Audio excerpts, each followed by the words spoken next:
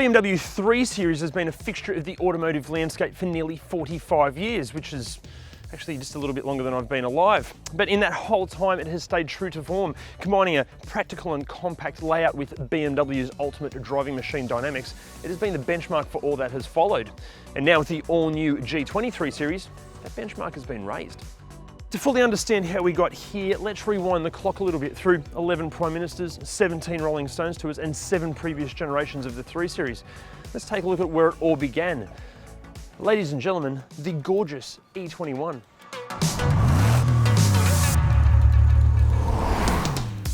Back in 1975, BMW sought to replace the aging compact 2002 with a more modern small sedan. Designed in-house by BMW's design director Paul Bruck and available exclusively in a two-door body style, but with the option of a hard frame cabriolet produced by Bauer, the E21 3 Series was born. Initially only offered with carbureted 4-cylinder engines, it took a couple of years for the E21 to find its performance car groove, and it did so with this, the fuel-injected 6-cylinder 323i. And who doesn't love a forward hinged bonnet? The straight six made the little 3 Series a bit of a hot rod. 105 kilowatts at 5,800 RPM and 190 Newton meters at 4,500 RPM might not sound like big numbers now, but it was good enough for a top speed of 200 kilometers an hour. But when you consider a Ford Mustang of the same era made less power with 2 extra cylinders, the boys from Bavaria, they knew they were onto a winner.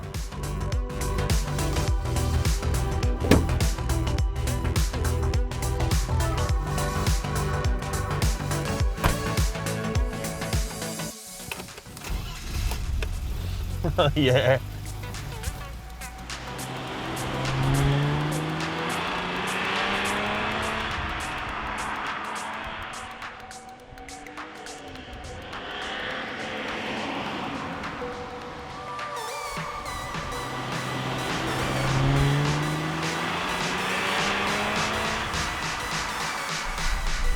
Weighing in at just 1,100 kilos, this 323i just feels so nimble. And there's no power assistance through the beautiful thin wooden rim Nardi steering wheel. And the throttle response is so sharp, you just want to rev it out. Listen to that. And it wasn't just the driveline that impressed buyers. The E21 pioneered this driver-centric dashboard design that still adorns all BMWs today. These ergonomics might be nearly 50 years old, but it just feels so right. And the large glass house and thin pillars give it this really light and airy feeling. It's such a lovely place to be. Yeah, this car was meant to be driven.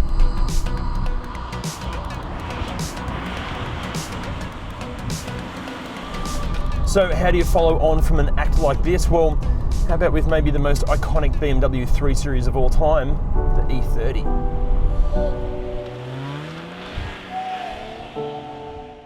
Refinements to the design, interior, and suspension geometry only seem to enhance the baseline set by the E21.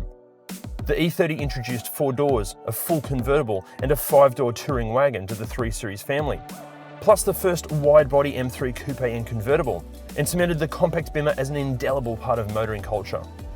To say it was popular would be a massive understatement. 2.3 million E30s were produced over its 12-year lifespan, but by the early 90s, it was time for a change, and with the E36, it was going to be a big one. The familiar quad lamps were now behind plastic fairings in the name of aerodynamics, and at launch, cars featured all-grey unpainted bumpers to make the car more recyclable. The coupe and sedan started to look uniquely different, and another body style was added, a 3-door hatch. And if that wasn't enough, the E36 actually made for the basis of the Z3 Roadster.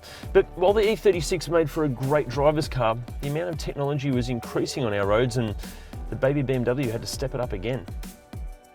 The 4th generation E46 introduced the 3 Series as a technology platform, with sat-nav, LED taillights and variable valve lifting engines available for the first time.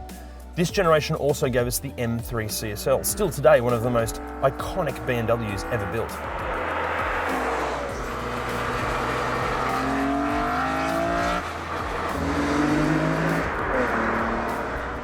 But the model had another highlight with the 5th generation E90 with BMW's iDrive infotainment system appearing across the entire range, and an extra set of cylinders appearing under the bonnet of this car.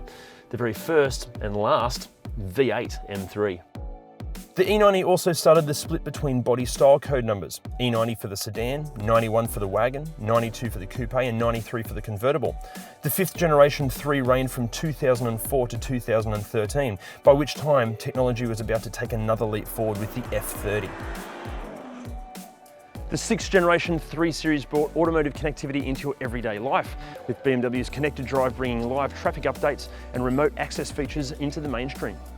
This didn't diminish from the driving experience though, as turbocharged and even petrol-electric hybrid engines moved range wide for improved performance and economy, further enhancing the 3 Series out on the open road.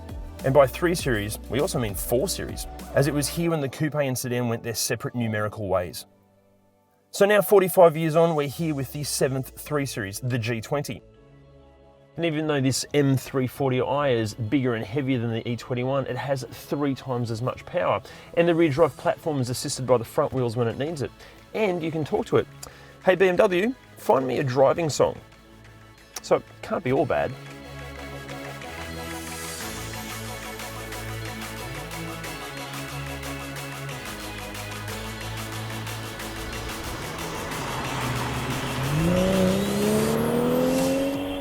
While it feels very different to the E21, especially in terms of power and response, ergonomically it feels almost the same in here.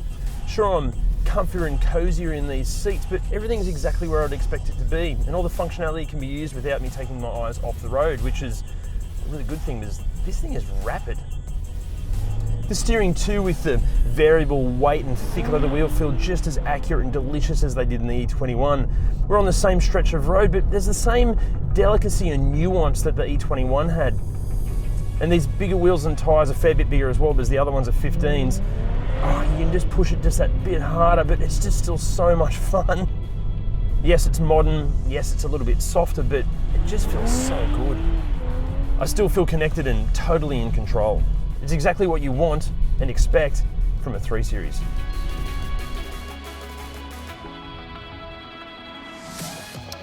From the first to the latest, the 3 Series has set the rules. Always capable, always engaging.